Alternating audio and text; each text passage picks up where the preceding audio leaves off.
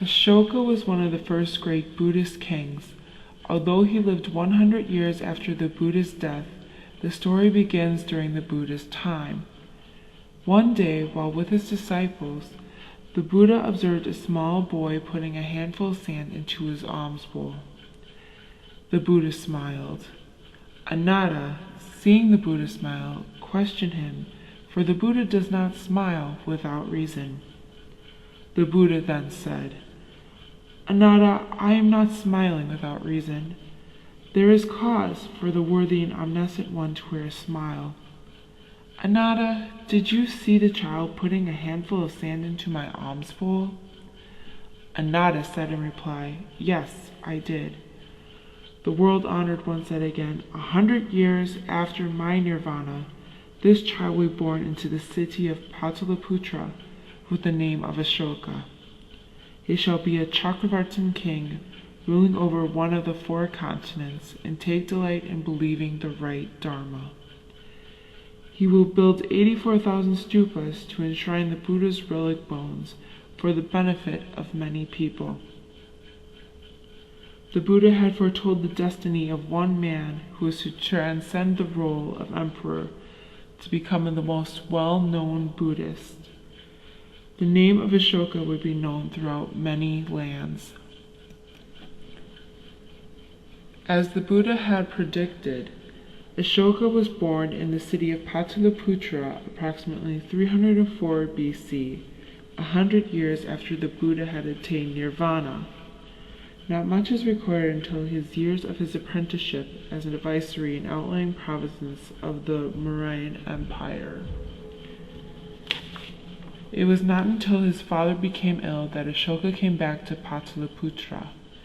In order to obtain the rights to the throne, Ashoka killed all of the rival princes except for his own brother. He had succeeded to the throne in between 274 and 272 BC. However, due to the violence of obtaining the throne, the people resisted him. His coronation took place 4 years later. After 8 years of sitting on the throne, Ashoka decided to wage war against the neighboring kingdom of Kalinga. His goal was to conquer their army and take over rulership of the people and land. He wanted to expand his empire greatly. In 261 BC, Ashoka had defeated the army of Kalinga, yet there were massive casualties on both sides. Seeing the devastation of the battle negatively affected Ashoka. From that point on, Ashoka dropped his brutal nature and took an oath to never wage war again. He further committed to it by taking on non-violent practices and theories of Buddhism.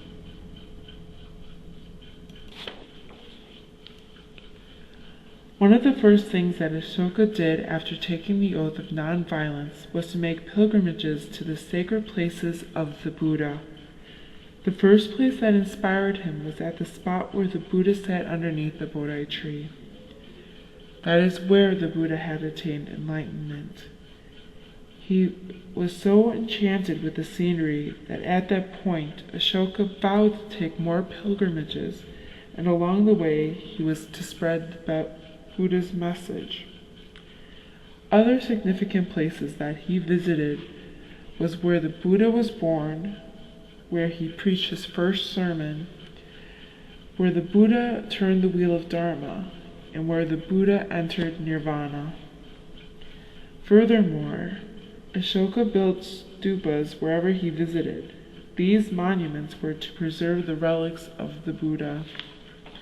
The Buddha had foretold the building of 84,000 stupas by Ashoka. This number is significant for a couple of reasons. First of all, according to Ashoka, there were 84,000 dharmas. Furthermore, at that time there were said to be 84,000 atoms in the human body. Either way, it was Ashoka's mission to represent an important aspect of Buddhism, whether it be for the Dharma or for the Buddha himself. When considering the Buddha's description of the accomplishments of Ashoka, it seems more likely that the 84,000 stupas would represent the Buddha's body, since they were to preserve his relics. Nonetheless, Dharma played an important role in Ashoka's life. Dharma was described as morality, piety, and righteousness. Furthermore, the policy of Dharma was the policy of social responsibility. It aimed at building up an attitude of mind in which the social behavior and the behavior of one person towards another was considered of great importance.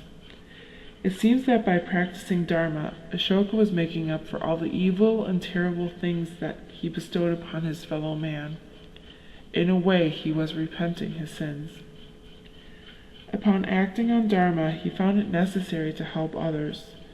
Ashoka personally toured his domains, founding cities, aiding monks, ascetics, the poor and elderly.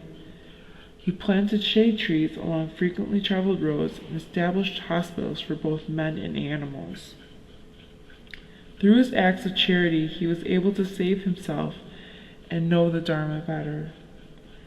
Ashoka found it necessary to tour his empire, but along the way he erected pillars and engraved rocks with the message of Dharma.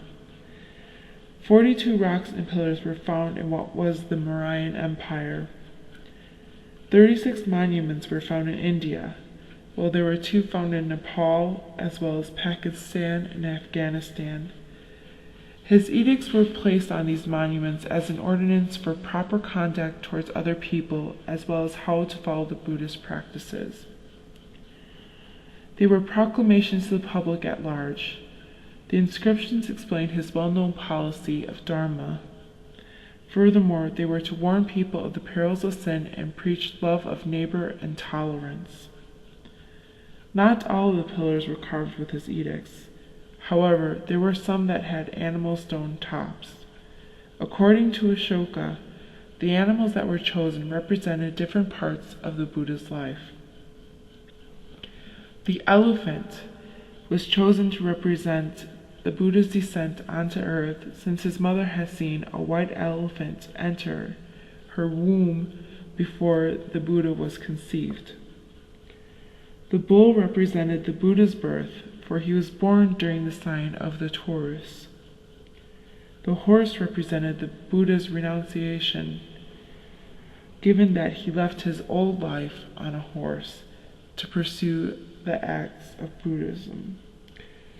The lion represented the Buddha as a great preacher whose preachings defeated all and silenced all rivals. One of the most famous pillar tops was that of 4 lions facing the 4 cardinal directions. This indicated that the Buddha's message was sent out in all directions. This statue is found on the pillar placed in the area where the Buddha preached his first sermon. One of the great triumphs of Ashoka was administering the 3rd Buddhist council in his birth city of Pataliputra.